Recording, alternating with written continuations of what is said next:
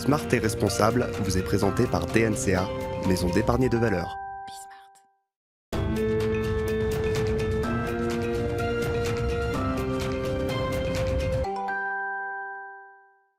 Bienvenue dans Smart et Responsable, votre émission mensuelle dédiée aux enjeux de développement durable. Le thème ce mois-ci, c'est celui de l'épargne et de la finance durable.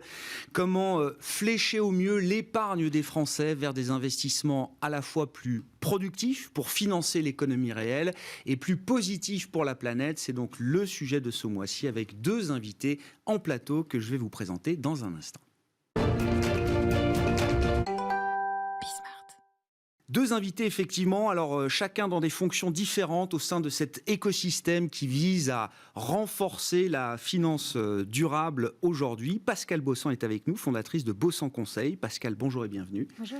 Bossan Conseil, qui est un cabinet de gestion de patrimoine, de conseil en gestion de patrimoine fondé en 2002. Vous mettez en avant, Pascale, une démarche éthique et responsable dès la naissance peut-être même de votre cabinet de conseil. Pas tout à fait. Pas tout à fait. Tout à fait. Depuis quelques années en tout cas, c'est quelque chose que vous Absolument. mettez fortement en avant. Comment est-ce que ça se traduit concrètement dans votre métier et dans le fonctionnement de votre cabinet en conseil en gestion de patrimoine ? Ça se traduit déjà par l'offre qu'on essaie de proposer à nos clients. Les investissements responsables font vraiment partie du cœur de notre proposition client aujourd'hui.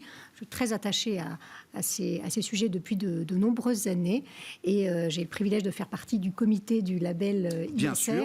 C'est On va en peut-être partie en la parler. raison pour laquelle vous êtes là, Pascal, bien Voilà. sûr. Et donc, alors, il y a aussi des concrétisations pédagogique d'une certaine manière, puisque vous publiez un livre, et je suis ravi qu'on puisse le montrer, Agir pour le climat en famille. Donc vous vous attaquez aux petits sujets du quotidien, c'est ça, Pascal ?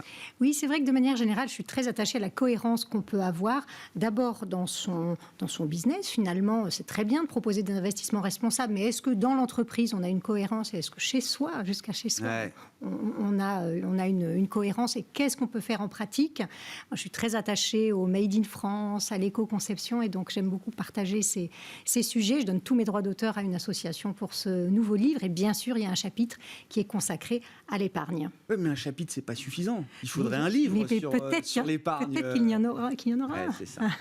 Bon, Pascal Bossan avec nous donc, et Aurélien Giraud qui va nous accompagner également pendant cette demi-heure. Bonjour Aurélien, bienvenue. Vous êtes chargé de mission finance durable au sein du commissariat général au développement durable du ministère de la transition écologique. On comprend que votre mission c'est de développer la finance durable. Vous allez expliquez-nous effectivement en quoi consiste cette fonction et ce poste de chargé de mission au ministère, Aurélien. Et moi je suis content de voir qu'au ministère de la transition écologique, il y a une mission dédiée à la finance durable. C'est Oui. pas juste l'apanage du ministère de l'économie et des finances. Tout à fait, oui. Merci et bonjour. Effectivement, donc je suis en charge des sujets finances durables au sein du ministère de l'écologie. C'est vrai que c'est une équipe qui a été créée assez, entre guillemets, récemment par rapport aux fonctions traditionnelles. C'est une équipe qui a 4 ou 5 ans. Donc on est en charge justement de faire en sorte que les acteurs financiers, donc évidemment les banques, les assurances, les sociétés de gestion de portefeuille, mais aussi les épargnants individuels, prennent en compte et prennent à bras le corps les enjeux du développement durable, de la responsabilité sociétale de l'entreprise et de la transition écologique dans leur business model. Donc, c'est-à-dire dans leur prise de décision, dans leur stratégie, pour qu'il y ait vraiment cette idée de transformation vers une société qui intègre ces priorités-là au premier plan. Effectivement, merci de l'avoir souligné, il y a une équipe finance durable au sein du ministère de l'écologie. Et alors, ça peut paraître pas forcément naturel au premier abord, mais c'est vrai qu'avec le contexte actuel, ça prend tout son sens. Il faut évidemment qu'il y ait des experts et des personnes convaincues de ces thématiques pour rehausser, maintenir, pousser tous les acteurs, et surtout les acteurs financiers, à intégrer ces enjeux de développement durable et de transition écologique. Si on se place du point de vue de l'épargnant, comme le consommateur, on a tous plusieurs casquettes, comme le consommateur, l'épargnant est de plus en plus convaincu qu'effectivement, il peut avoir un impact à travers ses placements, à travers ses investissements. Pour ça, il a besoin quand même de données objectives, transparente, là aussi, comme on peut le retrouver dans le monde de la grande consommation d'une certaine manière. Et donc, ça veut dire que la question de la donnée, du reporting, de la donnée extra-financière est un élément clé dans le sujet de la finance durable au sens large. Aurélien, la France semble vouloir maintenir un leadership en la matière, avec des avancées françaises spécifiques sur ces questions de reporting de données. Et un des derniers exemples en date, alors qui est issu de la loi climat-énergie, c'est le décret d'application de l'article 29 de cette loi climat-énergie. Aurélien, comment est-ce qu'on peut expliquer l'ambition, l'objet de ce décret d'application de l'article 29 qui met en mesure justement la question du reporting des données extra-financières? Oui, vous l'avez dit, et là je me permets de le dire à nouveau de manière un peu plus claire. La donnée, c'est un enjeu de souveraineté. Je pense que là-dessus, il faut être très clair et explicite, surtout au vu des initiatives qui foisonnent aujourd'hui. Donc c'est un enjeu de souveraineté. La France a effectivement été leader mondial avec un dispositif précédent, fameux 173.6 du nom de l'article, de la LTE-CV, de la loi de transition énergétique pour la croissance verte en 2015. Et ce qu'on a voulu faire donc, en copilotage avec le ministère des Finances, c'est rehausser l'ambition et donc mettre en place ce décret qui vient renforcer à nouveau la transparence des acteurs financiers. Donc là, on demande aux acteurs financiers d'intégrer les enjeux environnementaux, sociaux et de gouvernance, en mettant d'ailleurs l'accent sur le climat, mais aussi sur la biodiversité, qui est quand même une thématique qu'il faut mettre sur un pied d'égalité avec le climat. Je pense qu'il faut qu'on soit bien conscient des enjeux qu'il y a derrière la préservation et la conservation de la biodiversité, au même titre que les enjeux climatiques, évidemment. Mais voilà, c'est l'idée un peu de ce décret pour que les épargnants, investisseurs aient effectivement accès aux informations, accès aux données, et comprendre tout simplement et avoir des informations fiables de la part des acteurs financiers. L'idée, c'est qu'on va avoir, quel que soit le type de produit financier, une empreinte carbone et une empreinte biodiversité au sens plus large encore. Tout à fait. Alors c'est effectivement, alors c'est l'une des choses qu'on demande dans ce décret, qu'on a essayé un petit peu de raccourcir tout en maintenant l'ambition, parce qu'il faut aussi se mettre à la place des acteurs. Donc maintenir l'ambition, rehausser l'ambition même, et oui, demander. Alors sous certaines conditions, on est vraiment dans une logique et ça c'est très important, de sensibilisation des acteurs. Il faut qu'ils se posent des questions et qu'ils se posent des bonnes questions sur la biodiversité, parce que c'est pas aussi intégré que ça au sein des entreprises aujourd'hui, enfin des entreprises, des acteurs financiers. Donc l'idée, c'est de les amener à se poser des questions. Et oui, l'une des choses qu'on demande, c'est de mesurer l'empreinte de leur portefeuille sur la biodiversité, au même titre qu'on le demande sur le climat. Tout à fait. Mais c'est beaucoup plus complexe avec la biodiversité. C'est ce que j'allais vous dire. C'est un casse-tête. Mesurer le carbone, l'empreinte carbone, l'intensité carbone, c'était la partie facile.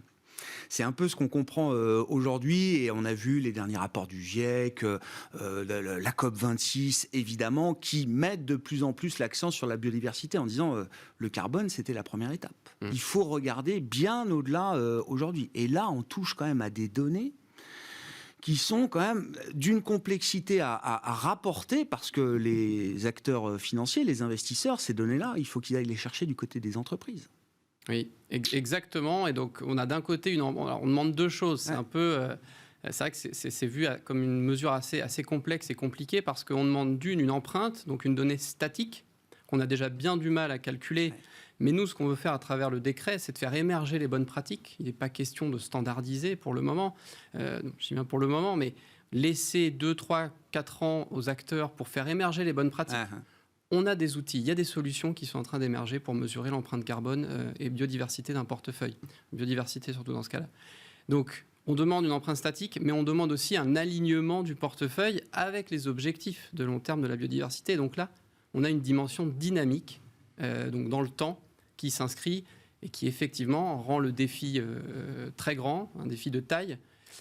Mais voilà, il faut que les acteurs s'y mettent, il faut que tout le monde s'y mette. C'est un travail de co-construction entre la société civile, les acteurs de marché, les régulateurs et les fournisseurs de solutions qui permettent de calculer et d'avoir des résultats d'empreinte et d'alignement de portefeuille. Maintenir et rehausser les ambitions, j'aime bien cette idée, parce qu'on arrive à un moment où la finance durable, en tout cas l'ISR, existe depuis quelques années maintenant dans le monde des placements et de l'investissement, Pascal Bossan, mais on arrive à un moment un peu de crise de la quarantaine d'une certaine manière. C'est-à-dire que beaucoup d'intentions, beaucoup de communication, beaucoup de marketing, beaucoup d'ambition qu'il faut maintenir, rehausser et puis transformer peut-être de manière plus concrète en action aujourd'hui. Alors, qu'est-ce que ça vous inspire comme commentaire? Et puis l'exemple du label ISR, justement, en matière de crise de la quarantaine, est intéressant parce que ce label, il est plébiscité par tout le monde. Il a très bien marché jusqu'à présent, mais il y a besoin peut-être de le faire évoluer.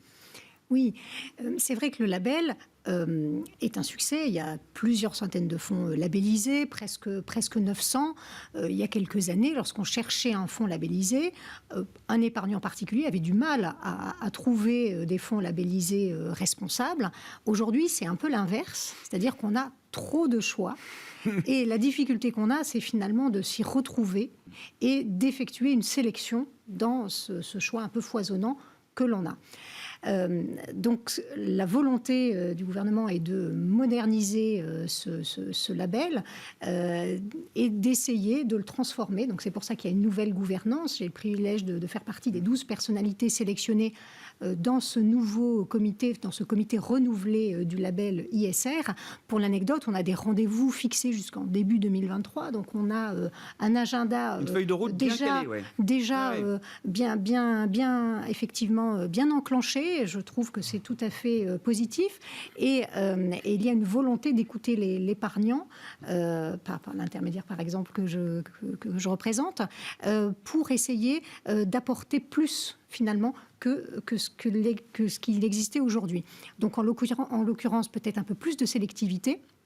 Alors, il y a plusieurs pistes qui sont évoquées. Est-ce qu'on va aller finalement vers un label soit plus sélectif, soit peut-être à étage, c'est-à-dire qu'on ait peut-être des compartiments. Une gradation. Exactement. Puis ISR niveau 1, niveau 2, niveau 3, niveau 4. Exactement, ça fait partie des pistes qui seront étudiées. Et l'objectif aussi, c'est de continuer à apporter plus de notoriété auprès de l'épargnant final. Finalement, je le vois tous les jours auprès de clients avec qui je discute. Finalement, il y a encore trop peu de notoriété. On ne sait pas assez que ça existe, l'investissement responsable, l'investissement à impact. Donc, j'espère que tout ça va aller dans le bon sens pour continuer de faire en sorte que l'investissement responsable se développe et s'améliore. Est-ce qu'il y a un petit moment de... Est-ce que le label, enfin, c'est pas le label ISR en tant que tel, mais est-ce qu'on peut imaginer qu'il y a un petit moment déceptif peut-être du point de vue de l'épargnant, de l'investisseur final, qui s'intéresse à ces sujets, qui voit apparaître ces labels, qui se dit très bien, en tant que consommateur épargnant, on aime bien investir avec des labels pas validés par l'État, d'autant plus quand on regarde, et vous le disiez, besoin de sélectivité, quand on regarde techniquement le nombre de fonds, de sociétés de gestion qui sont alignés rigoureusement sur les trajectoires 1.5. Voilà, des études récentes nous montrent que personne n'est au rendez-vous. Une fraction peut-être dans le monde de la gestion collective au sens large, en France et dans le monde. C'est vrai que quand on voit ces chiffres, après des années d'efforts, de pédagogie, d'engagement, d'ambition, etc., on se dit, bon... Il y a peut-être un petit moment de déception. Oui, absolument. La grosse difficulté qu'on a, c'est finalement l'accompagnement des mauvais élèves, en fait. Lorsqu'un client regarde, essaie de rentrer dans le détail d'un fonds, d'un portefeuille, et qui voit des mauvais élèves, je pense par exemple aux énergies fossiles, il a du mal à comprendre. Et on peut tout à fait respecter cette déception, comme vous le disiez. Pourtant, on sait très bien qu'il faut accompagner les mauvais élèves. Si on veut un portefeuille totalement décarboné, on peut choisir que des entreprises de services. Et c'est pas ça qui fera qu'on accompagnera la transition écologique et environnementale. Donc on doit, encore une fois, passer par l'accompagnement aussi des entreprises qui ont encore beaucoup de chemin à faire. Après, je pense qu'il peut y avoir quand même, comme on le disait tout à l'heure, une graduation et peut-être une sélectivité. Je pense notamment aux énergies fossiles qui sont quand même un sujet sensible pour l'épargnant. Et ça peut améliorer effectivement les choix ou la prise de décision de l'épargnant final, de savoir qu'on peut avoir différents niveaux de gradation dans l'impact ou l'investissement responsable qu'on choisit. Tout à fait. Alors, il y a le label ISR. Il y a aussi le label Greenfin sur la place financière parisienne, notamment, qui lui est soutenu par le ministère de la Transition écologique, Aurélien Giraud. On ne fait pas du tout, c'est pas la guerre des labels, hein, mais l'idée c'est quoi? C'est 2 labels valent mieux qu'un.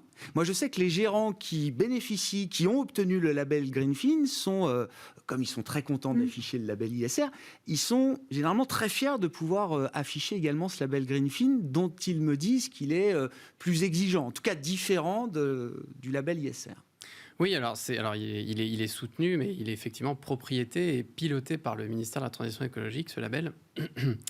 Alors, 2 labels valent mieux qu'un. Je fais une petite parenthèse, je dirais même 3, parce qu'il y a un autre label qui est piloté par le ministère de l'écologie, c'est le label Financement participatif pour une croissance verte, voilà, qui aide en fait, en collaboration avec Financement Participatif France, à valoriser les projets de financement participatif en faveur de la transition écologique. Voilà, ça c'était l'instant pub pour ce 3e label. Donc, Et pourquoi on ne le connaît pas plus alors effectivement, c'est parce que là, on n'est plus sur déjà la labellisation de produits financiers. Donc c'est vrai que c'est un label qui est pas exactement sur les mêmes, on va dire, thématiques, labellisation de produits donc financières que le label Greenfin. Et puis c'est un label qu'il faut booster et qui a eu du mal un petit peu à décoller.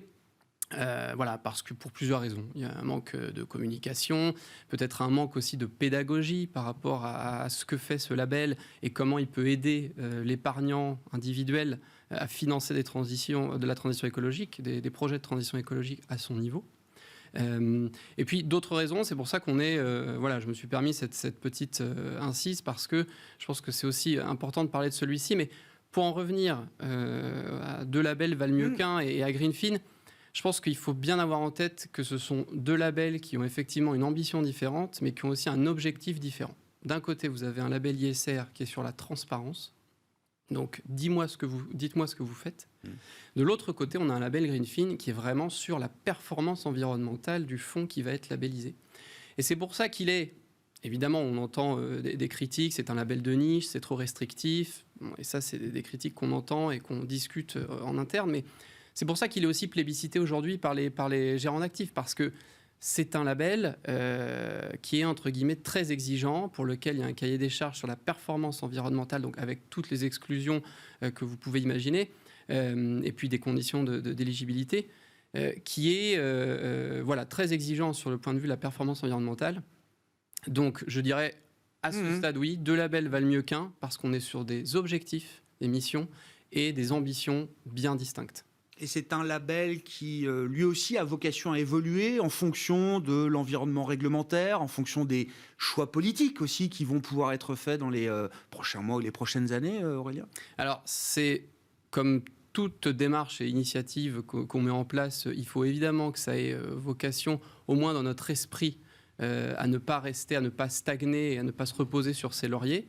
Parce que même si on a des encours labellisés qui sont à peu près autour de 20 milliards d'euros, donc ce qui est très peu, ISR, je crois que c'est plus de 700 milliards, on est quand même fiers d'avoir un label qui est quand même, entre guillemets, irréprochable sur le plan environnemental. Il faut évidemment tenir compte des commentaires des acteurs. Il y a aussi des comités au label Greenfin qu'on fait régulièrement. Il faut tenir compte de ces évolutions. Il faut tenir compte de ce qui se fait au niveau européen. Vous avez un écolabel européen pour les produits financiers. Un écolabel, d'habitude, c'est pour les lessives et les produits de grande consommation. Là, on s'attaque à la pièce produit financier. Donc, je vous laisse imaginer la complexité. Donc, là-dessus, il faudra évidemment tenir compte des évolutions de marché, des évolutions réglementaires. Et c'est évidemment à notre agenda interne au ministère voilà, pour discuter de la possibilité d'évolution ou non pour le label Greenfin. Tout à fait.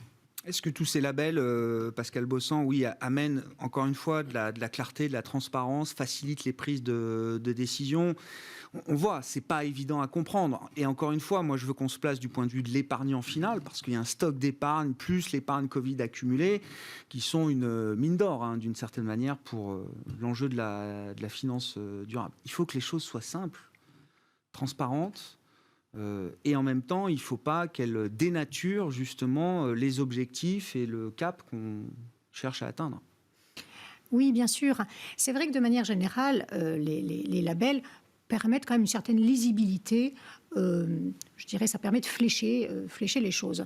Je fais souvent le parallèle avec le label bio, qu'on peut critiquer, qui est peut-être pas parfait. Il n'empêche que c'est très lisible et c'est quand même un succès clair, franc et net pour le consommateur. Il y a 2 produits côte à côte, un avec le label bio, l'autre sans le label. Forcément, ça amène quand même une certaine confiance. Donc, c'est un gage de confiance. Donc, c'est vrai que les labels, évidemment, peuvent être améliorés. Je crois que tout le monde y travaille. Je pense que pour l'épargnant et pour le distributeur aussi, c'est quand même un premier filtre qui est tout à fait intéressant. Aujourd'hui, vos clients épargnants, investisseurs, vous demandent ce type de produits? Est-ce qu'il y en a certains encore qui vous demandent des produits non ISR, non responsables, ou est-ce qu'on est quand même dans cette dynamique-là aujourd'hui? Parce qu'on va parler du stock d'épargne, mais le nouveau flux, le nouvel argent qui rentre, j'allais dire, dans les produits financiers, est-ce qu'on est au moins sûr que pour chaque nouvel euro entrant, on est bien positionné sur des produits alors, avec des impacts différents, mais au moins qui sont bien positionnés dans le bon sens? En fait, le client, l'épargnant, n'arrive pas toujours avec ce sujet-là en tête lors d'un rendez-vous, parce que malheureusement, il y a encore un déficit de notoriété. Il ne sait pas que ça existe finalement, l'investissement responsable. En revanche, dès qu'on leur en parle, bien sûr, dès qu'on aborde le sujet, dès qu'on tend une perche, elle est tout de suite attrapée. Ça intéresse vraiment la grande majorité, une majorité écrasante d'épargnants, ça les intéresse d'avoir, au-delà de la recherche d'une performance financière, d'avoir un impact réel. Comment on peut réfléchir à des initiatives, alors qui sont peut-être pas sur la table aujourd'hui, qui permettraient encore d'améliorer peut-être la transparence et encore une fois le fléchage, ce lien dont on a besoin entre l'épargne et les investissements durables pour demain, Pascal? Vous avez l'idée, même vous, d'aller jusqu'à labelliser peut-être les sociétés de gestion elles-mêmes? Alors, ce n'est pas une idée qui vient de moi, c'est une idée qui commence à circuler sur la place, que je trouve tout à fait intéressante. Effectivement, moi, je suis très attachée à la cohérence entre finalement des sociétés de gestion qui vont construire des produits, offrir des produits qu'on va pouvoir distribuer et finalement leur comportement en interne. Parce que je trouve que quand on essaie en interne d'avoir une démarche responsable, sociale ou environnementale, on se rend compte de la difficulté de changer, de la difficulté d'évoluer et de se transformer. Et il y a 2 initiatives que je trouve intéressantes sur la place. Une première initiative qui s'appelle l'Ethic Score et une autre qui s'appelle le Clean Score. Donc ces 2 indicateurs tout récents notent les sociétés de gestion. Et le but, c'est pas de pointer les mauvais élèves, c'est plutôt de mettre en lumière les bons élèves. Donc je trouve que c'est tout à fait constructif. Et ça, je pense que, en tout cas, c'est une initiative intéressante, à mon avis, à suivre. Et c'est surtout très cohérent avec les principes de l'analyse ESG. C'est-à-dire qu'à la fois les produits, les services que vous délivrez doivent être effectivement orientés vers des modèles plus durables, mais c'est toute l'entreprise elle-même, qu'elle soit une société de gestion ou pas. Hein, c'est ça. Oui, tout à fait. Et ça, ce serait un outil, disons, une manière pour vous en tant que professionnel, dans le monde de la distribution de ces produits d'épargne, ce serait un outil intéressant. Oui. Ah, tout à fait. Justement, on parlait tout à l'heure de difficulté finalement de faire une sélection, difficulté de faire le tri dans l'offre pléthorique que nous avons aujourd'hui. Ça, à mon avis, ça peut tout à fait nous aider. Comment on peut réfléchir à des initiatives qui permettent d'améliorer encore la situation, Aurélien? Et moi, j'ai cette question du stock d'épargne, parce que le nouveau flux aille s'investir avec le travail d'éducation, de pédagogie nécessaire vers des produits plus responsables, tant mieux, c'est déjà une petite victoire, mais il y a tout le stock d'épargne qui ne bouge pas. Oui, c'est une problématique, c'est un enjeu majeur. Pour rappel, l'épargne accumulée des Français, là, c'est un peu plus de 5 000 milliards d'euros. Le PIB de la France, c'est 2 200 milliards. Donc, on a quand même, en ordre de grandeur, un stock, effectivement, qu'il faut exploiter. Effectivement, l'épargnant individuel, alors je pense qu'on a un peu trop souvent tendance à regarder uniquement les acteurs financiers institutionnels, entre guillemets, entreprises. Il faut aussi regarder l'épargnant individuel comme un acteur financier à part entière. Et il faut, en premier, qu'il soit sensibilisé, qu'il s'approprie ces enjeux. Alors attention, l'enjeu est double. Les enjeux de développement durable et les enjeux de finance. Donc là, il faut avoir une connaissance, un intérêt, une sensibilisation sur les deux thématiques. Croyez-moi, il y a encore beaucoup de travail. Donc ça, c'est la première chose. La deuxième chose, et vous en avez parlé, c'est effectivement de savoir où va l'épargne. Où va notre épargne? J'ai de l'argent sur mon LDDS, j'ai de l'argent sur mon livret A, je veux savoir où c'est. Je vais au supermarché acheter des fruits et légumes. Bon, aujourd'hui, les gens s'intéressent d'où vient le fruit, le légume, où a-t-il été produit, dans quelles conditions, etc. Il faut amener à la même chose pour les produits financiers. Je crois que personne ne sait où va l'argent de son livret A. Enfin, beaucoup l'ont oublié, je pense. Le savent, exactement. Et donc, il y a cet enjeu-là. Et l'épargnant a aussi, en parallèle, besoin d'informations fiables. Il doit savoir, il doit y avoir une traçabilité, ça c'est important. Donc, effectivement, aujourd'hui, on sait que l'épargne du livret A, du LDDS sont fléchées vers des projets de telle et telle nature. Voilà, mais il faut la traçabilité, il faut effectivement de la transparence, il faut que l'épargnant s'informe. Et donc, moi, là, le message que j'ai envie de porter, c'est qu'il faut y aller. Ça va être complexe parce qu'il faut avoir accès à la donnée. Donc, effectivement, il faut compter sur les acteurs aussi pour pouvoir faire preuve de cette transparence et traçabilité sur des sujets quand même, des produits financiers qui sont parfois complexes. Donc là, il faut aussi faire preuve de pédagogie. Il y a déjà des outils qui existent. Il y en a une application, alors que le ministère ne soutient pas officiellement, mais là, c'est très personnel, qui s'appelle Rift, parce que c'est la seule sur le marché. Bien sûr. Je l'invite à l'utiliser et à s'intéresser à cette application pour regarder où va l'épargne. Il y a encore des choses incomplètes, mais c'est une très bonne première étape.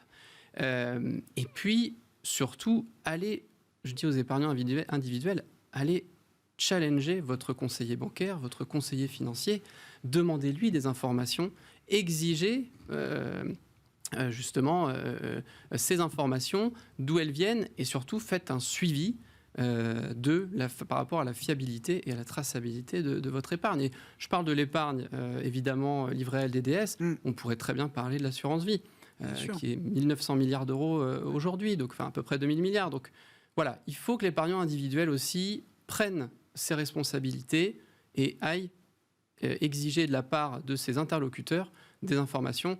Mais croyez-moi, d'un côté comme de l'autre, de ce point de vue, il y a encore beaucoup de travail. Rift, si je dis pas de bêtises, c'est une initiative portée par l'ITA, c'est ça, et Eva Sadoun, hein. Tout à fait. Voilà, si je dis pas de bêtises. Tout à fait. Oui. Exactement. Une figure, on va dire, de cet écosystème lié à la finance durable.